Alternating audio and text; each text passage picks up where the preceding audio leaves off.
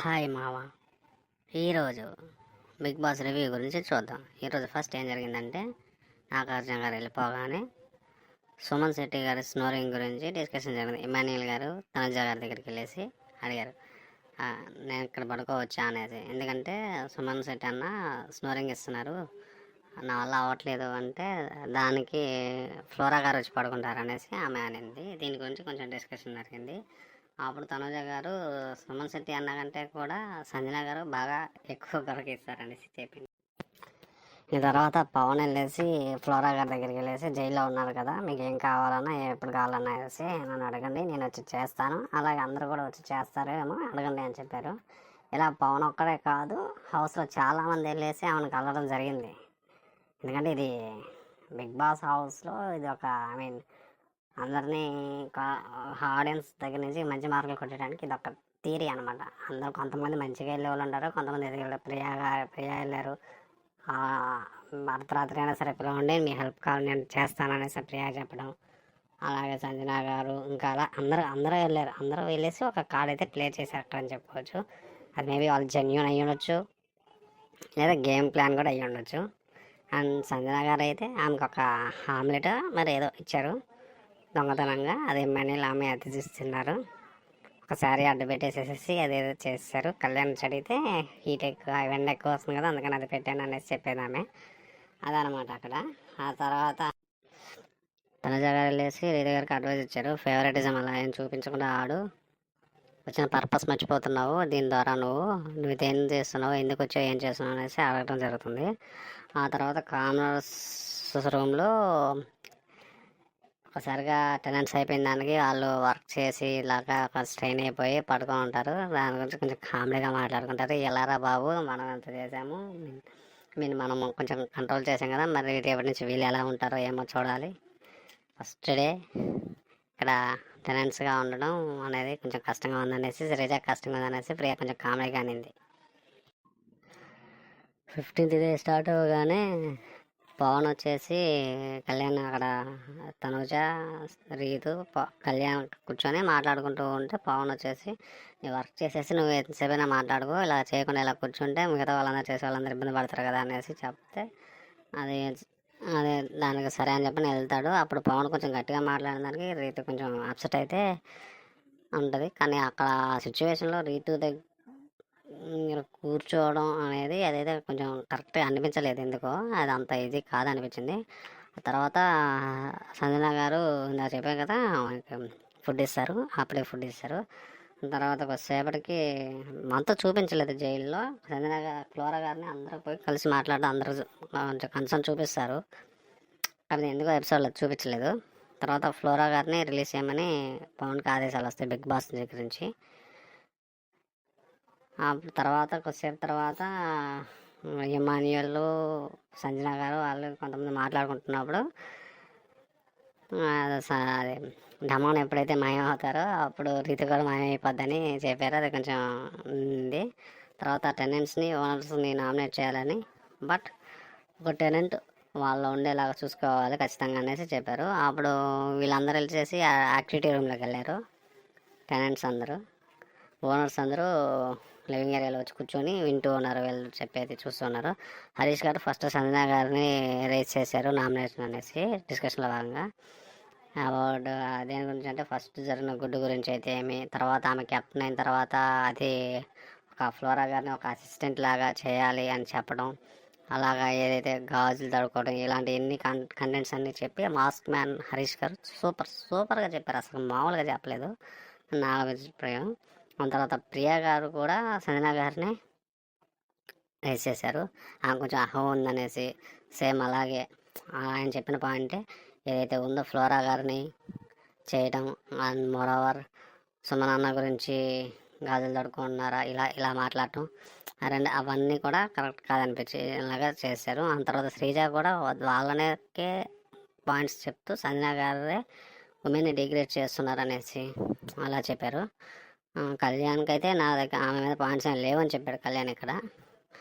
So Kalyan Pawan కూడా ఆవిడ ఏదైనా చేస్తే అదే కరెక్ట్, ఇంకా దాన్ని ఒకవేళ తప్పు అయినా సరే దాన్ని కరెక్ట్ చేసేదానికి అందరినీ కన్విన్స్ చేసేలా ట్రై చేస్తుంది, అది కరెక్ట్ కాదు అనేసి అని చెప్పాడు పవన్. తర్వాత అందరూ రీతుని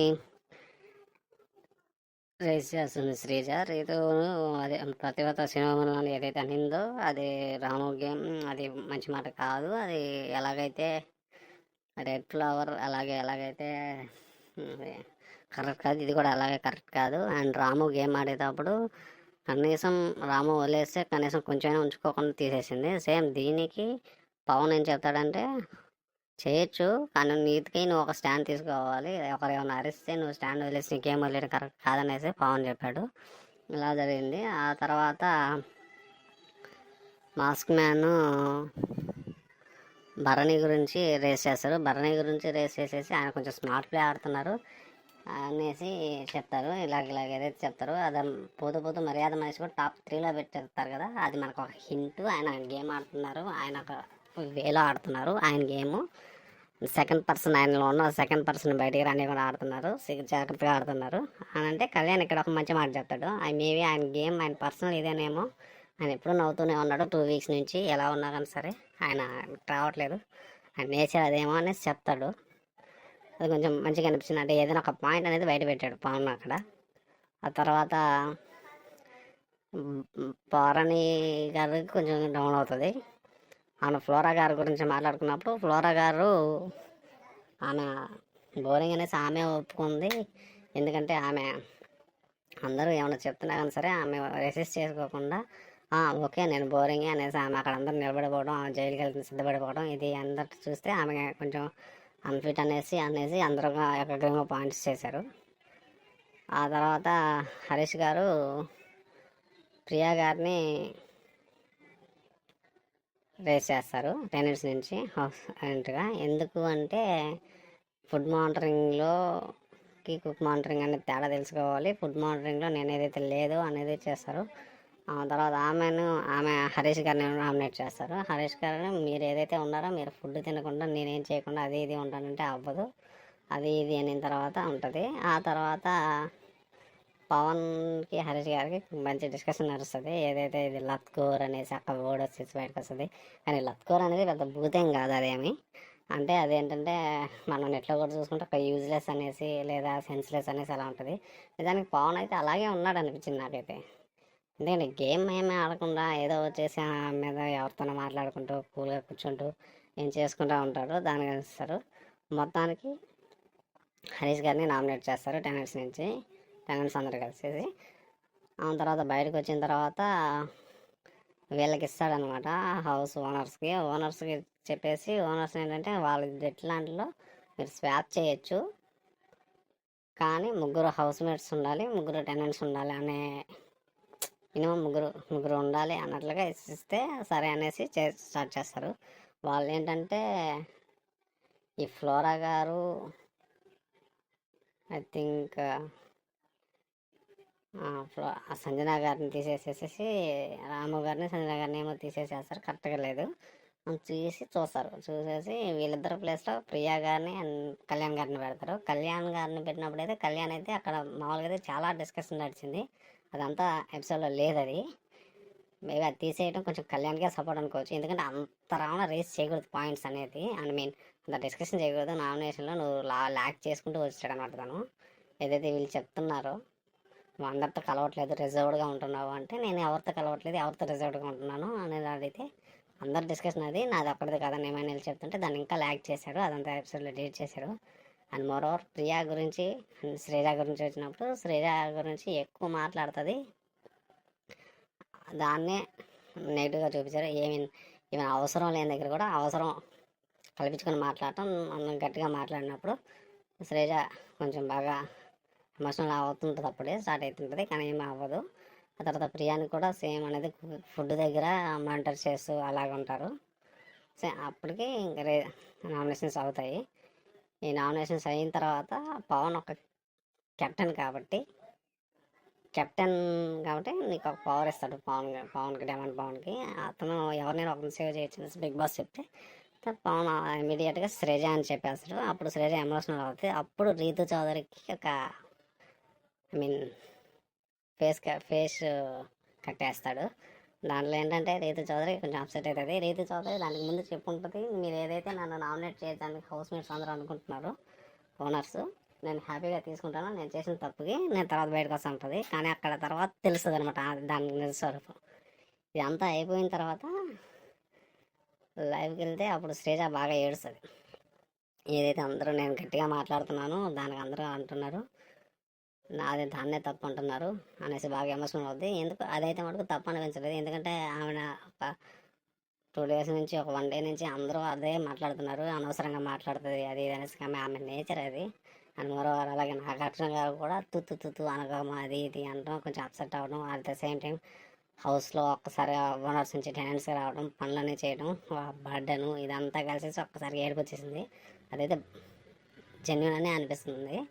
కానీ ఏడకుండా కొంచెం బాగా చూస్తుంటే బాగుండేది. ఆమె రీతు చౌదరిది అయితే అంతా అయిపోయిన తర్వాత పవన్ దగ్గరికి వెళ్ళేసి నువ్వు నన్ను సేవ్ చేస్తావన్న ధైర్యం నేను నామినేషన్స్కి తీసేసుకున్నాను, కానీ నువ్వు చేయలేదు, హార్ట్ బ్రేక్ అయిపోయింది అది ఇది అంటది. హార్ట్ బ్రేక్ అయిపోతే అదేం చేస్తారు, ఆ పవన్ ఎప్పుడైతే సేవ్ చేస్తారో అదే ఫేవరెటిజం పవన్ చూపించడం నిజమైపోతుంది కదా. అందుకని పవన్ చూపించలేదు, చూపించకపోవడం పవన్ గ్రేమ్ అని చెప్పుకోవచ్చు. అది చాలా బాగా స్టాండ్ తీసుకొని శ్రీజ గారిని సేవ్ చేశారు. ఇది అయితే జరిగింది. ఇంకా తర్వాత ఇంకా ఉంది లైవ్లో, తర్వాత చూద్దాం మనం.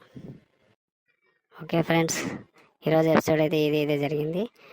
వీడియోస్ నచ్చితే సపోర్ట్ చేయండి. ఇంకేమన్నా మార్చుకోవాలనుకుంటే కామెంట్స్ చేయండి, ఏం మార్చుకోవాలనేది చెప్పండి. ఖచ్చితంగా కామెంట్స్కి రిప్లై అయితే ఇస్తాను. అలాగే నేను వచ్చేసి కామెంట్స్ మీద కూడా వీడియో కూడా చేస్తాను.